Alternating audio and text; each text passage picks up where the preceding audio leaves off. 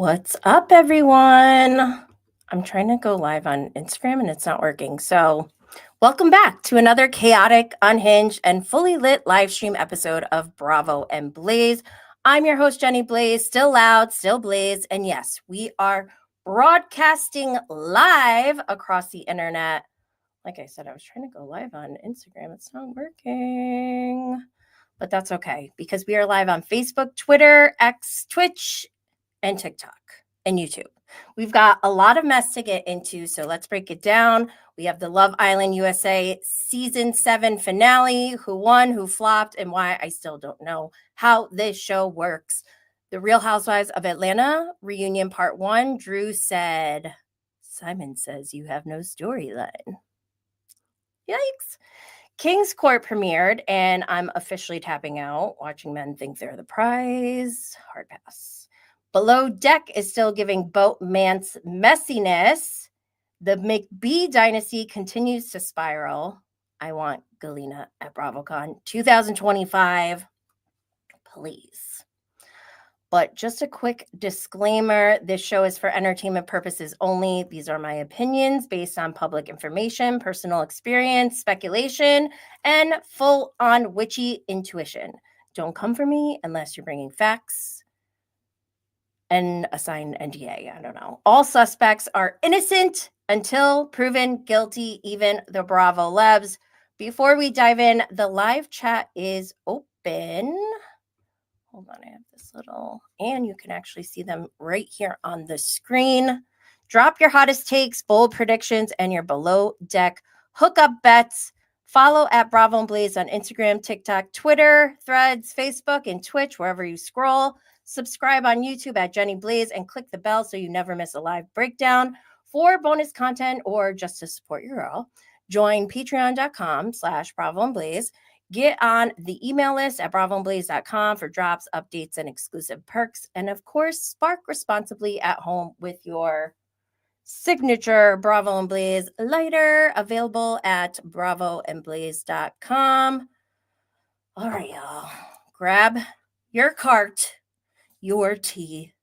Let's get lit and let's get into it. First up, we're going to talk about what to watch. I am going to repeat this. Oh, hey, Kelly. Just Kelly's here. First, I want to tell you all to go watch my interview with Wale Alesh from Bravo's Love Hotel. He was Ashley Darby's love interest, and he gave us some behind the scenes.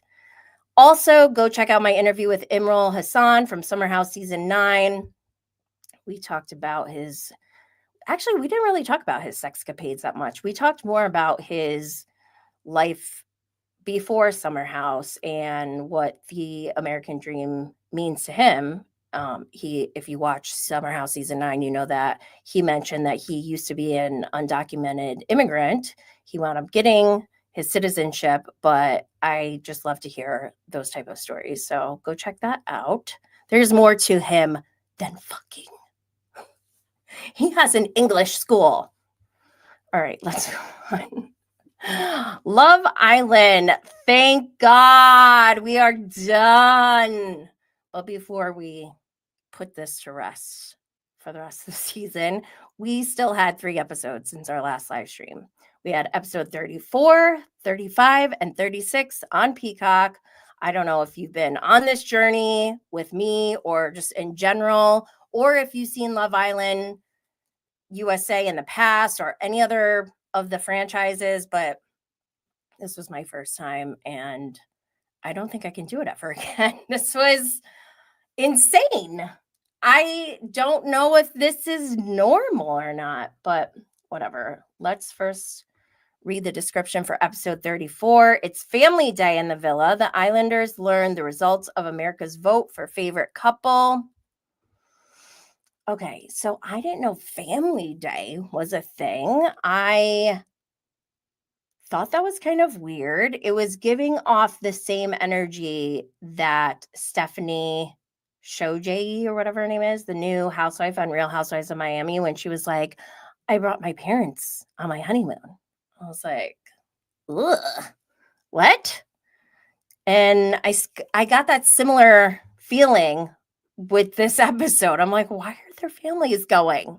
That's weird. If I was on the show, I wouldn't want my family members to come. And if I was a family member, I wouldn't want to go see anyone. I would hope no one's on there that I know. But I am a sucker for emotional moments. And of course, when families reunite and they're emotional, I get emotional too. So of course I'm crying and I'm like, oh God, I hate myself. Why am I like this? I wish I was dead inside, but I'm not. So it was sweet. And something that really dawned on me hard was in this episode when Nick's mother was there. Her name is Jennifer.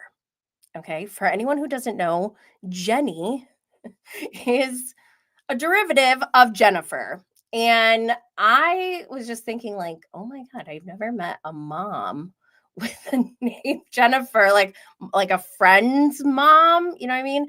And then I was like, oh my God, I'm the mom. I am Jennifer's age range, I think. And that's when I was like, okay, I need to remember that this audience is widely varied, because even like young teenagers are watching this show. Like my oldest is a teenager. So you have to think about that, and then think about like my age and even older people as well. So that gives a different vibe. I was talking to someone in DMs and they were saying like all the Huda, sorry, not Huda, all the Huda fans are primarily young, very young. And that made sense to me, kind of, in a way. I was like, oh, okay. And then all of the Nicolandria fans, like me, are like middle-aged women. That's me. Yes, I love them. So that part of the show I do find interesting. Also, this is my first like real-time reality show. So Big Brother is another one that's similar, where they like film and then they show what's going on. Very short, like the turnaround time is very quick. It's not streaming, but it's still quick enough that it feels like it's live, or whatever you want to call it, quote unquote live. And I thought about that. I'm like, you know what? This is just like online gaming. I said this before, like Twitch. This is like online gaming for a generation of people who did not grow up with streaming technology. This is like their way of having that type of interaction, I feel like.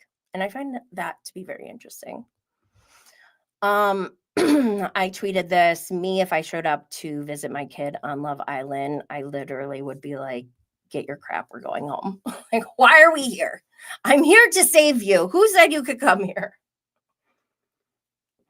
I don't know. Would you guys want your children to go on Love Island? And why are the parents saying they're proud?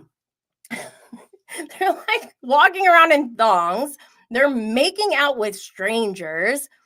I mean, I still don't understand what the goal of this show is. Is it to get herpes? Because I think like majority of them won at that. I don't know. But I did notice one thing that was so funny to me. When Iris, like everyone was sobbing. I'm even crying watching them like reunite with their family, who they've been away from for like the last 5 weeks or whatever. And Iris, her family walks in. I think they were crying, but she had like no emotion. I was like, oh my God, Iris, you are a legend. Like, I don't know. It made me kind of like her. I was like, she is dead inside. She has like no feelings, or maybe she's very good at like detaching or something. I don't know. It's like, I guess if you go on a show like this, you have to learn how to detach, because WTF, this show is insane. Like, what? She has like no emotion. I kind of stand her now. I don't know why. It made me like her. Just Kelly said, Jenny, I love watching your reactions to Love Island. Felt the exact same way when I watched the first time, which was last season. This season was much easier since I understood it better. But I still can't watch some of those disgusting challenges. Yo, the milk challenge, disgusting. That is like, I want to sue. I'm just kidding. Everyone calm down. This is a very unserious podcast. Okay, let's move on. What else? Okay, so that was it from that episode. Then we had episode 35 on Saturday, which was After Sun, which is, does anyone care about After Sun? I don't even remember. I think Taylor and Clark might have been on. I don't know. I was just like, I had it on in the background and was not really paying attention. I was like, I don't know if I like them. I don't know. Do you guys like Taylor and Clark? Like, I really did not like them at all in the beginning because I loved Olandria. And I was like, how could you do this to my girl Olandria? But then when Taylor like did the whole thing with other guys and asked Clark to be exclusive, I was like, oh, maybe I do like them.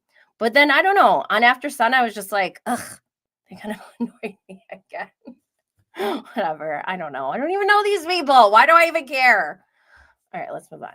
So the finale episode, Jesus Christ, that was like so long. I felt like I was watching The Secret Lives of Mormon Wives reunion. It just was never ending. So episode 36, each couple goes on an epic date. Epic. That's debatable. America's Choice for Love Island season 7 winners is revealed. Like I said before, I love Nick Olandria. But I am so grossed out when I see them kiss. I don't know why. It's so gross to me. Like, I don't know if I just like them each individually. I must, right? Because, like, I think it's gross when they kiss. And do they really like each other? I don't think so. They have a friendship at best. Am I crazy? Am I reading this wrong? I don't know. But I did see a lot of posts on social media of the islanders like in the wild now that they're away from the island. And that part is kind of interesting because they have been isolated for so long. And I mean, shit, we bombed Iran. Like, do they even know that? I don't even know if they know. Do they like, it's nuts to have the thought of being isolated for that long and having no connection to the world. I mean, they have like some time, but still, that's a lot, right? Anyways, moving forward, I would like to not see Nick Olandria kissing. Okay, let's talk about Hutta and Chris. Oh my God. I was getting scared when they went to bed. Hutta, like, did she want to have sex or something or just cuddle? She like came in with something on her nose. He was sleeping and she's like, if you don't cuddle with me, then you're going to have a really bad day tomorrow. I was like, what the fuck, dude? What the hell? That's crazy. Is that normal? I don't think that's normal. And then she even counted. She's like, I'm going to count to 3. Okay, just so you know, you decided to have a bad day tomorrow, whatever she said. I was just like, this is insane. I need to know do they watch the show back after? I kind of want to watch them watch the show and give commentary. Why don't they do that? I want that. Anyways, that was wild. But then they have their quote unquote epic date. And I was half paying attention because it was so long and I'm just over Love Island. But I see them at this beautiful dinner. I didn't see how they got to the platform, which is surrounded by water. And it's beautiful, right? They even have live music singing Moon River. And they just broke up. I mean, Chris knew he didn't like her and he was fed up a long time ago. But he kind of like made Hutta be the one to make it official, which I find to be a little bit of a coward. Like, why couldn't he just say it? He was very quick to shut her down when she was talking. He's like, I'm not done talking. And don't get me wrong, I like Chris. Like, I think he's hilarious. Like, I am so here for Chris. I would watch him after the show for sure. But when he like walked out into the water, I was like, oh, this water isn't deep. I thought they were like in the middle of a lake or something, but he just like walks away. And I was like, oh, so how's she going to get back to land? And she asked him to carry her, but he said no. And people are like upset over this. I mean, one, I wouldn't ask if I was Hutta. I'd be like, okay, I'm just going to walk away by myself. This is embarrassing, but whatever. Can't get any worse than this. Yeah, it can if you ask the guy you just dumped to carry you and he says no. Oh my gosh. So yeah, she shouldn't have asked him to begin with, but then also like I felt like he could have just carried her real quick. I mean, do a girl a solid. Just out of being polite, but no, and he's not required to by any means, but I just thought it was so funny how people were like so upset over this whole situation. And I was surprised that there hasn't been another breakup on the finale or sooner. Why is this like the first one ever? Like, I don't understand. I'm a newbie. I'm confused. Why is this such a big deal? Anyways, before I even saw the winners, I like figured it's probably going to be Amaya. But I already knew before the episode was over. I'm like, I don't think I can ever watch this again. Like, that was 36 episodes. That all that time I will never get back ever. And I only went for it because of the hype from last season, and I'm very disappointed. I feel like I just got conned. Who did this to me? Who made me watch it? Just kidding. I did to myself. Also, at the end, I didn't know. So this is no spoiler. I'm assuming you guys have already seen it. Amaya and Brian win, and I didn't know that they each get an envelope, and only one of them gets $100,000, and that they can decide if they want to split it. I was like, are you kidding me? I don't know why that pissed me off so bad. I was like, all of this to maybe get 50K? Like, hell no. No, no, no. I'm not. Who would do this? This is insane. No, I would leave. But then I started thinking, has anyone ever taken the full amount and not split it? I did a poll and I got mixed results. Someone was like, everyone who was saying no doesn't know. There was one time, but I still haven't gotten like a clip or a sample or anything like that. So I was like, that's kind of an interesting twist. And then it made me like want to think about like, oh my gosh, can you imagine if somebody goes on this show and their main goal is to win $100,000? They do not care about friendships, about romances. Can you imagine how much of a villain they would be if they went on, made it all the way to the end, and then took that 100,000? Oh my God, I would die. I would watch a season like that. That would be amazing television, because then people would want to go back and watch and be like, we need to see the signs. We need to see all the clues. It'd be like Scandival kind of. Okay, let me move on. That's it for Love Island. I'm done. I'm done with this shit. I'm so glad it's over. What are we going to do with all our time now? What should we do? What's up, N-Dub? I see my girl in the comments. Join our live chat. We're going to talk about Bravo TV, quote unquote, news. And I don't have much today, but I saw this on Bravo Snark side. Inside Denise Richards and Aaron Pfeiffer's FU fight that led to their divorce report. This was published last week. All they were doing was fighting. It was very toxic, a source told the Daily Mail Friday. Vipers filed for divorce on Monday after nearly 7 years of marriage and listed July 4th as the date of separation. They have been having trouble for some time, but they had a row over the weekend where they basically were like, F you, and he marched off to file for divorce, the source claimed. Oh, shit.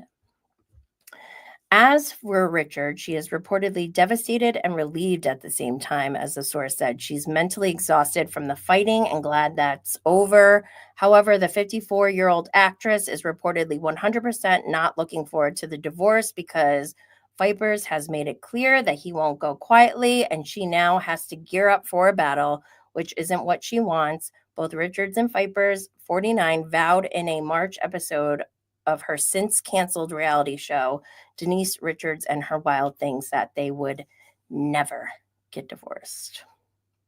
I said that on the last live stream. Yikes. I am Team Denise. What is Aaron going to do with $25,000 a month for a food budget? That's just for food. Somebody quick, tell me what's 25 times 12. That's a lot of money per year just for food. Like, what the fuck? Just Kelly said, justice for Denise. Aaron sounds like a real tool. Dude, I just can't get over a man having the audacity to take money from his wife like a fucking loser. And not just like, he's not just trying to like get away with like $1,000 a month or something. He's trying to rob her like over $100,000 a month in support. This is a man, by the way. He needs $20,000 a month for clothing. Bullshit. 25K is someone's annual salary. Oh God, that's really sad. All right, let's move on to our Bravo TV lineup. First, we have The Real Housewives of Atlanta, Season 16, Episode 18, Reunion Part 1. I just need to make a note of this because when I was copying the episode description off of Bravo's site, it said Episode 18, Reunion Part 2. And I don't know if this episode description is for Part 1 or Part 2. It's like kind of confusing. Whoever did that on Bravo's side is messed up, but I'll read the episode description anyways. It says, as the reunion heats up, Angela doesn't hold back. Meanwhile, the spotlight turns to Shamia as we finally get a larger glimpse into her world as first-time peach holder. However, things blow up when her fallout with Portia takes center stage. I don't know if is that for Part 1 or Part 2. I honestly wasn't really paying attention. I just couldn't. When they showed the finale before, I was just like, I couldn't stop laughing thinking about that last scene with that guy Marcus, who's like, his name is Junebug. Like, what? What a wild finale. This season was weird. Junebug. Okay, so we're at the reunion. Cynthia is not on stage right away. So they have Andy in the middle, obviously. To his left, you got Shamia. You got Angela, Kelly, then Drew. And then to his right, he has Portia and Phaedra. What? Like, why couldn't he just move one person over? And then when Cynthia joined, she could be on the end. This is weird. Unless maybe they thought Britt was going to be next to Phaedra. I don't know. But I did see Britt post her reunion look or whatever. Like, I'm sorry. I just don't like the way this woman moves. And I don't give a shit about your reunion look. Don't show it to us. The only time I want to see it is if it's on this stage. Otherwise, fuck out of here. Get the fuck out of here. She is probably the worst rookie housewife I've seen in a very long time. Like, I can't even think of another housewife who had such a bad first season.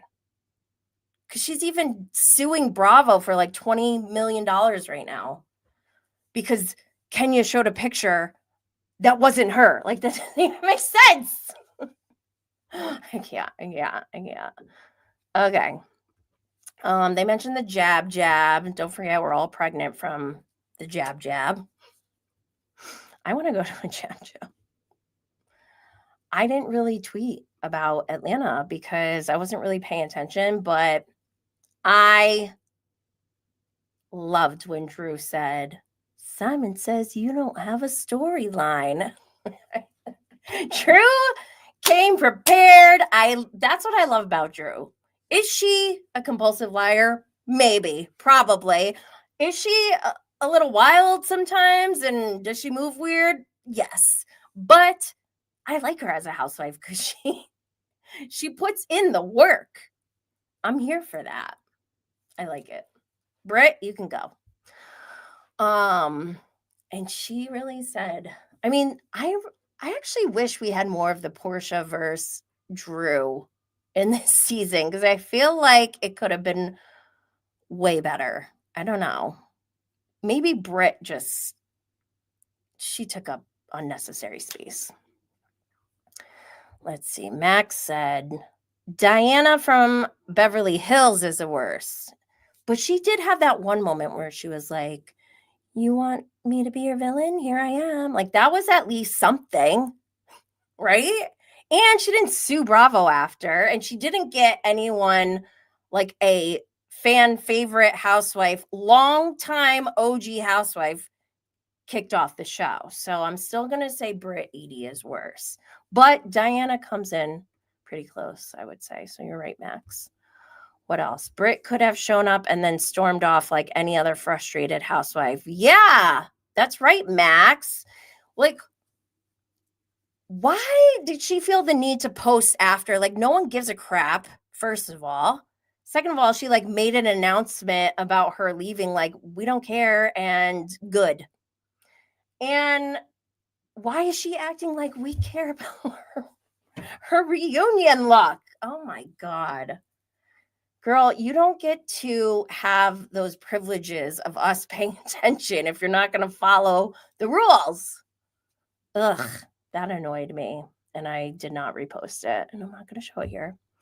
Okay, let's move on. What else? All right, we're going to talk about King's Court. And I was a little bit excited at first because of Tyson Beckford, because he's just so pretty to look at. But someone in my DMs, Lauren, shout out to Lauren, she made a good point, and it's stuck in my head, and I don't know if like she influenced me and it affected how I watch the show, but I'll just read the description of the show first. So it's King's Court. King's Court is a new dating series with 3 celebrity kings: supermodel Tyson Beckford, NBA All-Star Carlos Boozer, and WWE legend Thaddeus Titus O'Neil Bullard, searching for their queen among 21 smart, accomplished, and beautiful single ladies ready to risk it all for the one. That should have been a red flag for me.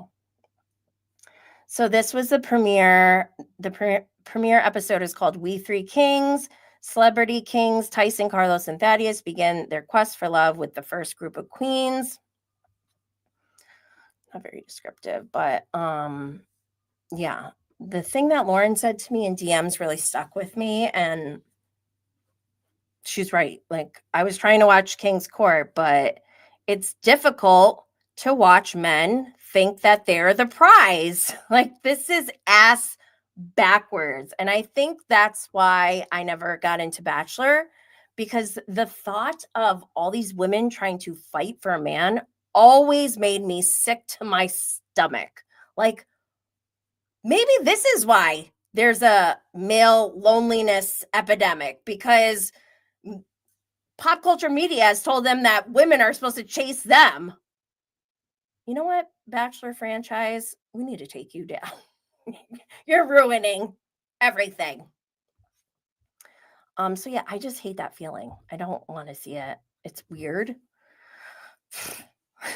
Anyways, Tyson Beckford, he's saying how, it's so hard for him to find a good relationship, and he gets cheated on and yada yada. And I'm like trying to feel bad for him, but I can't. He's just too pretty. Sorry, Tyson. Aww. And also, anyways, who would even cheat on Tyson Beckford? That is crazy. She's obviously insane and needs to go to a mental institute. So he's the problem here. He's picking crazies. Also, I think I know why he's single. He brought his 2 first dates on a skydiving date. Hell no. I would have been like, you are so pretty. But deuces, because I am out and you will never see me again. Like, what? Why are you going skydiving on a first date? I'm a mother. I'm a mommy. Mamacita. I can't be putting my life at risk. Anyways, Tyson, you're so funny. Yeah, I can't watch the show.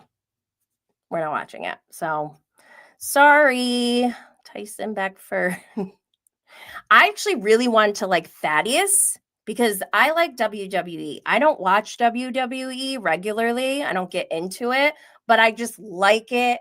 I respect it as like a show. It's entertainment and they're athletes and they have storylines. I like the way that they contain the storylines for the audience. Well, not just for WWE's protection, but also for their talent's protection. And then also the audience. I feel like WWE is not the type of organization to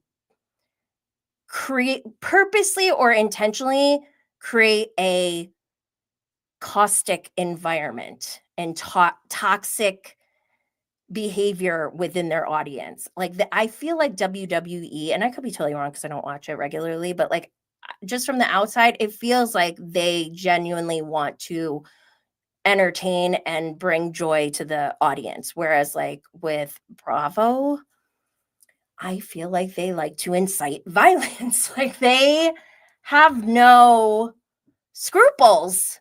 No, like no low is too low. Like look at Jax Taylor's on Bravo. He should be gone. Even Love Island has standards. And look at what they're spitting milk into each other's mouths. Why can't Bravo get it together? Yikes. Okay, so that's how I feel about King's Court. We're moving on to Below Deck, Season 12, Episode 7. Party docking in the house tonight. I just realized that was the play on their episode title after I read it. Okay, Fraser frets that his vision for the dock party might not come to fruition, while rude and demanding charter guests terrorize the interior team. Kyle comes clean to Jess, and Fraser has to check his interior team. Okay, let's see here. Oh my gosh. So I love live tweeting during Below Deck because Captain Carey is also live tweeting and he's very interactive. He's hilarious. I love it. I'm watching this episode and Rainbow is the second stew.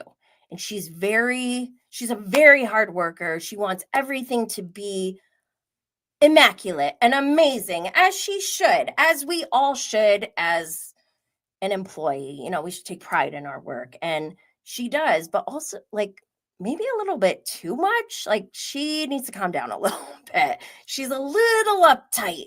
And the poor girl has Solene who like doesn't even want to work. She thinks she's on Love Island.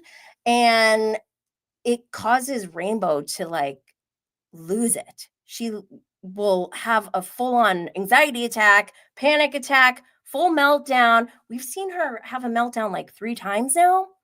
But then you can see that she's actively trying to be self-aware and she's actively trying to make effort to make things better. And I feel so bad for Rainbow because I feel like her upbringing really did a number on her because she said Well, for one, her father took her and her sister out in a canoe, like paddled, made them fight, physically fight until they were done with whatever drama they had going on. She also revealed to us that her two sisters are really close, and she's always been like the odd one out, like the third wheel. And that like broke my heart when I was hearing that. I'm like, oh my God, we need to get to the bottom of all of this childhood trauma for Rainbow. But I feel bad for her when she she tries to say, like, she tries to mend things with Solene. And I'm just guessing, not a therapist, but I feel like you could see whatever trauma she has from like dealing with her sisters, that it's like coming out when she's trying to interact with Solene, and she's like, I love you. Which may be a little bit too much to say to your coworker, but you could tell like she was trying to connect with Solene, and Solene was just like, okay, whatever. And like that was a few episodes ago. But then last night she did again. She was like, Rainbow was like, Solene, what's your, this isn't even a good question to try to bond with someone, but she's like, what's your least favorite dish to clean? Like, can you come up with some, like a better icebreaker than that? But she's like, what's your least favorite? And Solene's like, I couldn't tell if she really couldn't understand because English is not her primary language, but she's like, what are you saying? And so Rainbow kept saying it over and over again, and she really tried to communicate with Solene. And then when Solene finally got it and understood what she was saying, she's like, oh, I don't like washing anything. I don't want to do anything. I just felt so bad. Rainbow's like, she's had enough. She's trying so hard, but like, I don't know, something about that awkwardness that Rainbow has in those moments. I got this like Raquel Leviss vibe from her. So I tweeted, Rainbow is giving off Raquel Leviss vibes. And I almost died when I saw that Captain Gary liked that tweet. I don't think Captain Carey, I think that may have been an accident. I don't know if Captain Carey actually knows who Raquel Leviss is.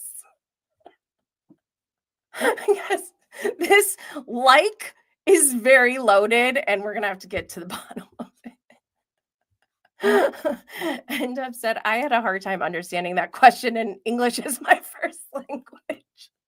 I know. At first, I was like, is she really asking that? Because that is a very lame question. Like, did I hear that right? Yeah, that's what she was asking. And Dub said, Captain Carey has been on the Twitter engaging every week.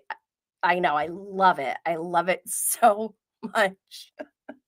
Oh my gosh. And Dub said, Fraser should let Rainbow and the other girls go out on the small boat and fight it out. Yo, I'm scared of Rainbow. I think she would kick everyone's ass, men included. That girl is savage. She had a rough upbringing. I feel like I want to give her a hug. El Michelle said, Fraser is the problem. Ooh. I don't know. I like Love Island has like taken up way too much brain capacity for me, and I'm glad that it's over. So now I can focus on Bravo only. But like, I haven't really been paying attention to Fraser. Max said, I think Captain Carey does. Oh, you think Captain Carey does know who Raquel Leviss is, Max? That is too funny. I gotta find out. I don't think Captain Carey would purposely think that about Rainbow unless he knows something we don't know. Now we need to get to the bottom of this. We will.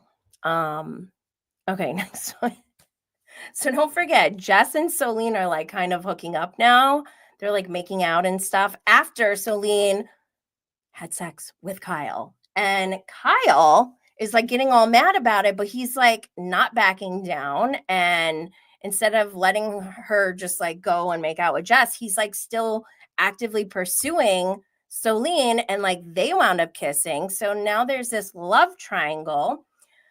And I just love how Jess, she is a deckhand and she's fallen into the same trap that a lot of the men do on like other seasons that we've seen, where there's a hot girl on the interior who's distracting them, and they're like, all of their deckhand teammates are like, where is this person? Meanwhile, Jess is like cuddling and kissing Celine and in the galley or whatever you call it, in the crew mess. I'm dying. I'm like, oh my God, I love to see it. I love to see a woman in a male dominated field. And I just love that she's doing the same exact thing that the other guys would have done. I bet if Celine was making out with them, they would be the ones in the crew mess, not Jess. So I'm not mad at her one bit. Not at all. Go Jess. Oh my gosh. Elle Michelle said, Celine should be on Perfect Match. She's been on Love Island already. She's on the wrong show. Seriously, she is. I think maybe she thinks she's on Love Island. I don't know. Max said Rainbow on Love Hotel season 2. Oh my God. No, she's too young for Love Hotel. We need like the older women need help and assistance. I think she'll be fine. Like I said, Captain Carrie is active on Twitter. I love live tweeting during Below Deck because of Captain Carrie. I mean, I already love doing it anyways, but having him there makes it even more fun. He's like, he uses GIFs too, and GIFs are my favorite. Waving. Love it. Okay, so this is when I got mad at Kyle. He goes and talks to Jess about Celine. Like, imagine Jess is a guy for a second, okay? This would be the equivalent of him being like, hey, I was going to put this girl first, and, it's not cool that you come in and try to steal my girl or whatever.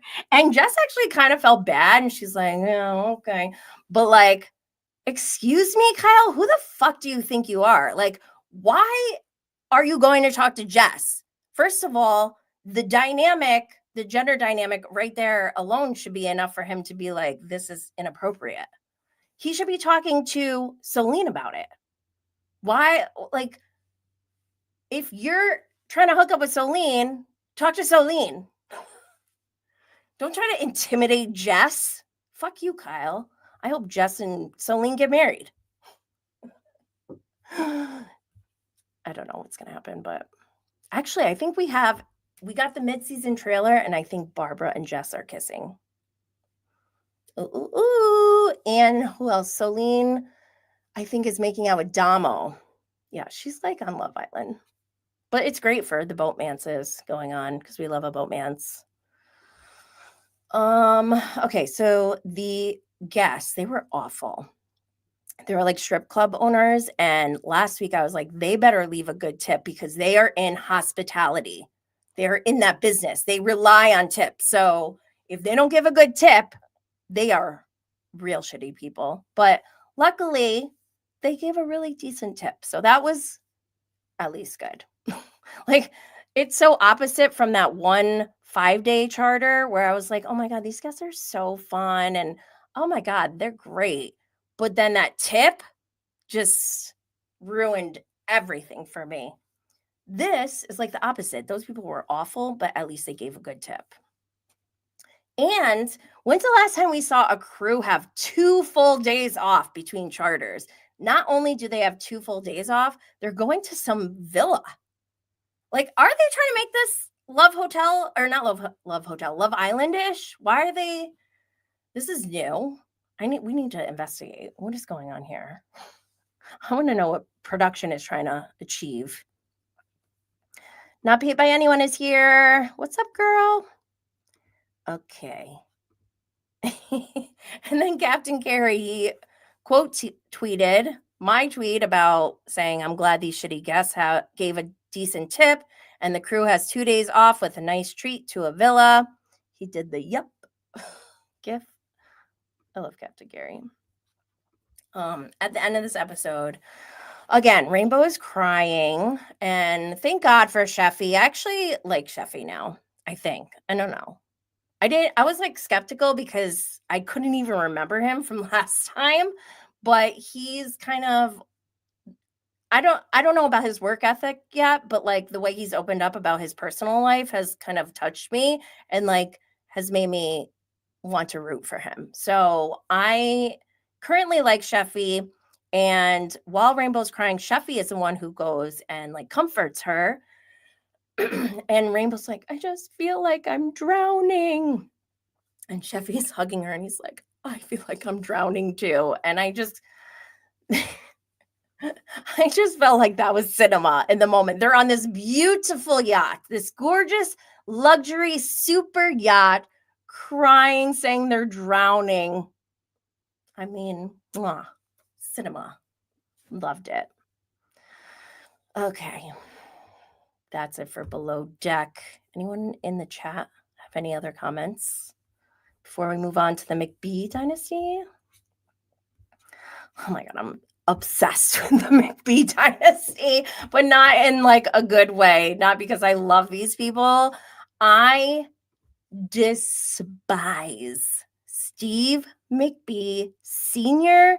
and Steve McBee Jr. I cannot despise these men anymore at all. Like, I don't think it's possible. Maybe it's possible. Maybe they'll surprise me. Who knows? Actually, yeah. When I think they are the worst, they do something else that makes them even more worse. So buckle up. We might get more. We're only on season 2, episode 3, The Great Chicken Massacre.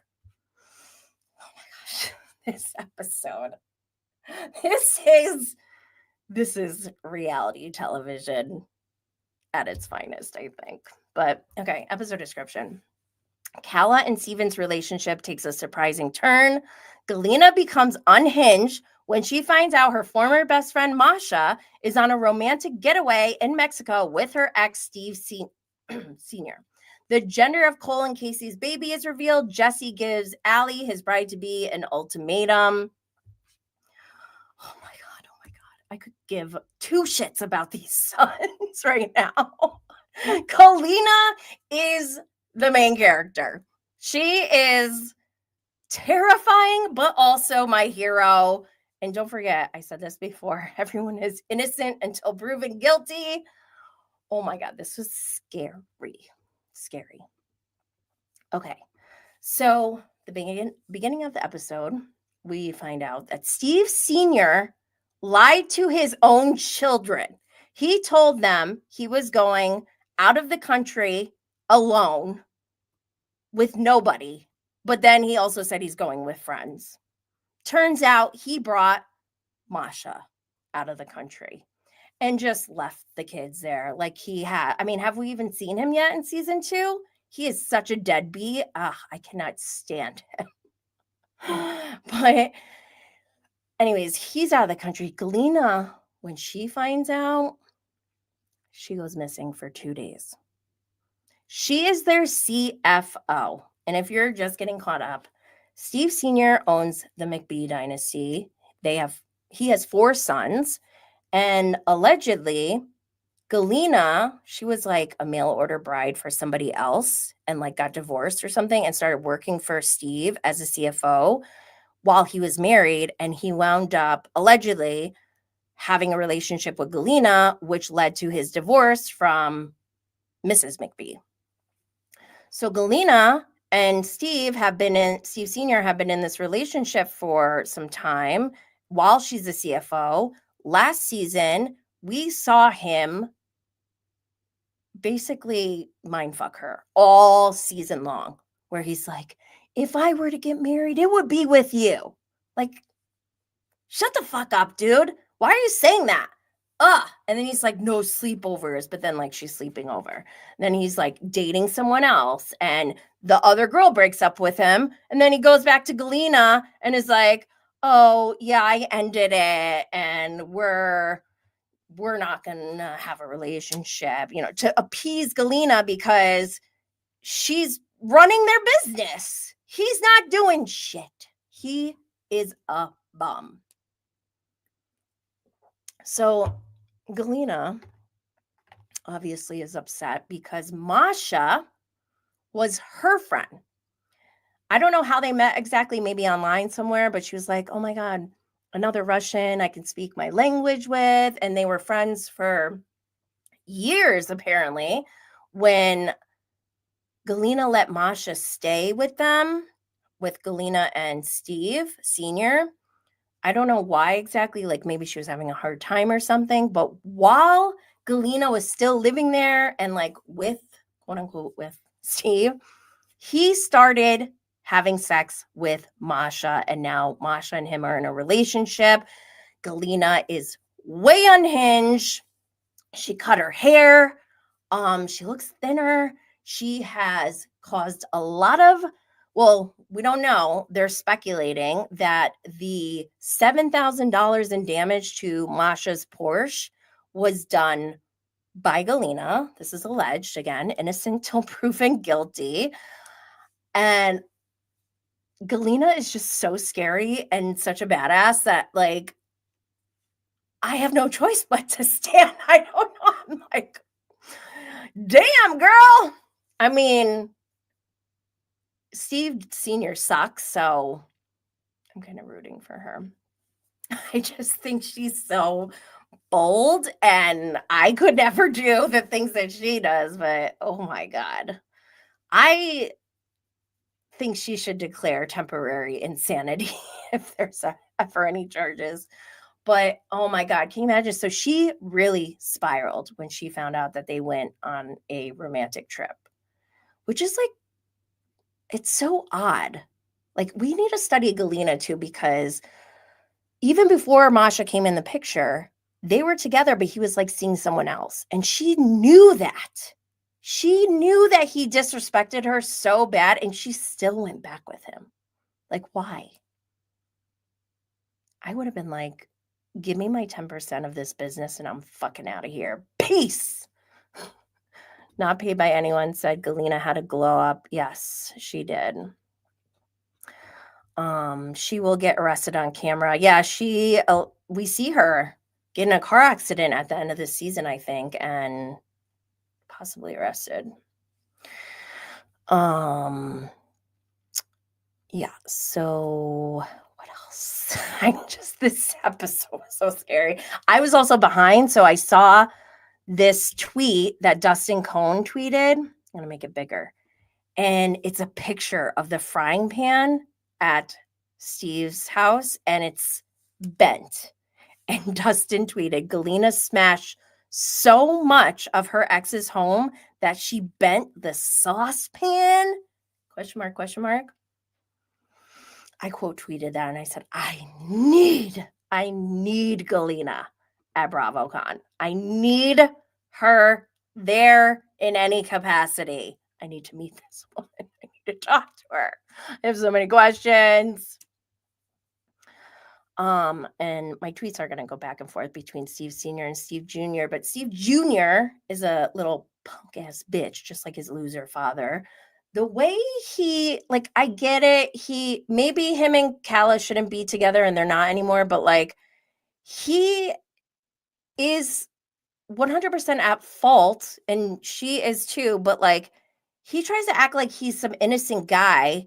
And meanwhile, he runs and talks shit about his girlfriend to his family, tells her, oh, they don't like you or whatever, and then tells them, oh, she doesn't like you. He's the problem. And what man does this to a woman he's in a relationship with? A man should be like protecting his woman from his own family. And he should be wanting to integrate, not separate and have them hate each other. It's like insane. Such a loser move. Ugh, I hate him. Gross. Not paid by anyone, said, I hope his ex-wife takes ownership of everything while helping them financially. Yeah, I love how the mom is getting justice, and we'll get to that. Next tweet I wrote, these guys are a mess. Galyna leaves for 2 days and they're falling apart. he's like, oh my God, Galyna was supposed to schedule this delivery. Like, don't blame Galyna. Why does Galyna have to schedule it? And if she disappeared for 2 days, wouldn't you be like, okay, we need to go into mitigation mode? Whoops. Um, and have a backup plan. Like, are you running a business or are you just, what are you doing? These guys are a mess. It actually reminded me, I loved how like they did a season 1 watch. What is this flying? They did a season 1 watch party with Craig and Austin, and it felt like watching Craig and Austin trying to run a business. I was just like, oh my God. Mess, mess, mess. And I said this already. Steve Jr. is the worst. A real man wouldn't put his woman in a position where everyone hates her. Gross. You are such a loser. Okay, so they're at this baby gender reveal, and Cole gets a text message from his father, and it says, Galyna, or I guess like Galyna went to the house or whatever. Masha thinks her chickens are dead and that Galyna did it. Remember, this is alleged. Everyone is innocent until proven guilty. We don't know. This actually, after seeing them go to the house or whatever, I was like, I don't know if she needed to just say like that the chickens are dead. Like, that's a little bit far. I think Galyna went in and like left the door open and some of them got out. I don't know if Galyna actually like there were no dead chickens in the chicken coop. So why she's saying Galyna killed them, I don't know, but that's like that is scary, obviously. So you could see here at this baby gender reveal, which is annoying to begin with, but what's even more annoying is that the 4 boys go running to check on their dad's house for their dad because he's out of the country with his mistress times 2, second mistress. And it's so pathetic. Like, I feel bad for these kids. I mean, they're not even kids, but I feel like I'm watching children being bossed around by their parent who's a fuck up. He doesn't give a shit about any of them. And they still do everything he says while he's out fucking Masha in another country. Not even at his own grandchild's baby gender reveal. What a dick. I hate him. I hate all of them. I don't hate all his sons, but I definitely hate Steve Jr. or Steve Sr. Again, when is Galyna going to be on Watch What Happens Live? Because I need her to answer some questions. Andy, get it together. Do the right thing. Get Galyna on Watch What Happens Live. Okay, so this is when I felt probably the most evil I've ever felt in my entire life. When they were going through the house. So I guess like the door was open. Galyna really did go in there and she destroyed things. And I don't condone that behavior, but like at the same time, I was dying laughing. I was like, oh my God, I'm evil. I could not stop laughing when they said she ruined every single cowboy hat. Oh my God, I'm going to hell. I'm going to hell. I loved that so much. Temporary insanity. She was driven crazy. I mean, the man, I'm not saying she's innocent, but the man really fucked with her bad. And I mean, I'm okay with her destroying the cowboy hats. And I said this before, Galyna is either my hero or I am terrified of her or maybe both. And I think it's both. She just Steve Jr., all the 4 boys are there. Steve Jr. calls Galyna. He's like, Galyna,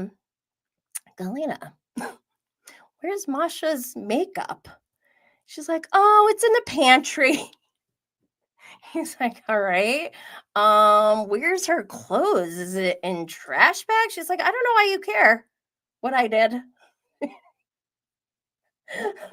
He's just like, he does not know what to do. And she's like, I don't know why you even care about her shit. Oh my God, Galyna. She's a hero. Sorry, don't hate me. They even showed a flashback of Steve Sr. emotionally manipulating and emotionally abusing Galyna. And I don't know how much more evidence we need. This man is awful. He fucked with her so hard. He deserves all of this. This actually reminds me of when Tom Schwartz, or as I like to call him, Warts was threatening his then wife. He was still married to Katie Maloney at the time during that reunion. I think it was season 10, where he was threatening to send a cease and desist to his wife on behalf of Joe. Joe, my gosh. And now Joe is stalking. Stalking's a harsh word, but Joe is torturing Warts for the rest of his life, and I love it. I'm here for it. He deserves it. This is kind of the same. Like, Steve Sr., you dug your own grave, and now you gotta lie in it. I said what I said. And at the end of this episode, oh my God, there's so much. This show is insane. Steve Jr. is talking to Galyna, and he's like, what is going on? And she drops a bomb. She goes, don't even get me started on that FBI investigation. She says this in front of the cameras, in front of other employees, and Steve Jr. like flips out. He takes off his mic. He brings her in another room. She still has her mic on. They have the microphone up to the door. They're like trying to get everything. And he's like, don't put this out there. Like, please, like, nobody knows about this. And Galyna, she backtracks. She's like, I got your back. I got your back. And then you see Steve Jr. call mommy and say that he needs some help. Shocker. Surprise, surprise. Looky, looky, little Steve McBee Jr. calling mommy for help. Don't forget, Steve Sr. told his wife that she was going to be a failure and run her business into the ground. She, since losing that loser, has built her business 3 times over and is driving a Lamborghini. So suck it, Steve McBee Sr. Eat it. I love justice. Yes. Yes, yes, yes. It was very satisfying last night. We deserved last night. After what we watched in season 1 and for the last 2 episodes, oh, justice. Feels good, tastes good, smells good. Love it. Love it, love it, love it. Okay, that's all we have for the Bravo TV lineup. On deck, we have tonight The Valley. This show, I blame Alex Baskin. It better get better. I blame Alex.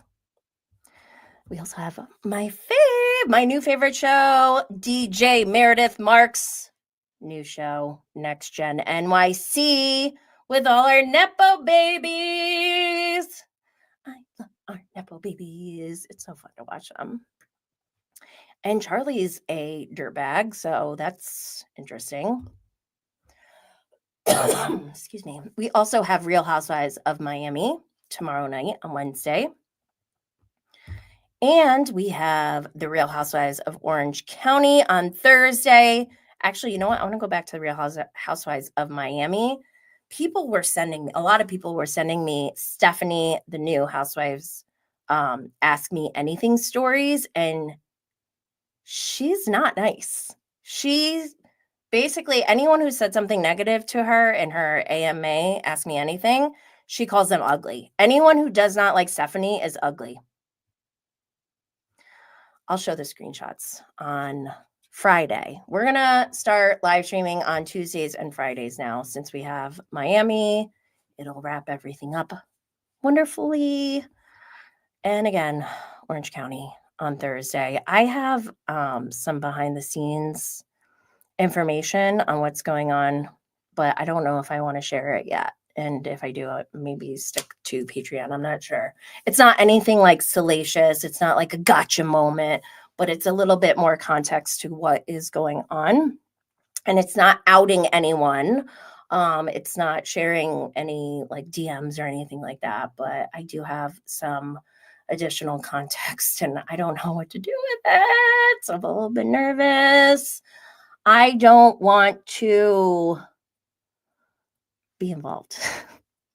I don't want to be a part of these shows. I like watching and judging and talking. Okay, what else do we got? That's it for today. I want to thank you all for being here for this fully unhinged episode of Bravo and Blaze. From our Love Island finale to our Real Housewives of Atlanta reunion, the King's Court flop, below deck drama, and glorious mess of the McBee Dynasty. Thank you for watching, listening, chatting, and spiraling with me in real time. If you want more Bravo and Blaze in your life, here's what to do next. Grab your signature lighter at bravoandblaze.com.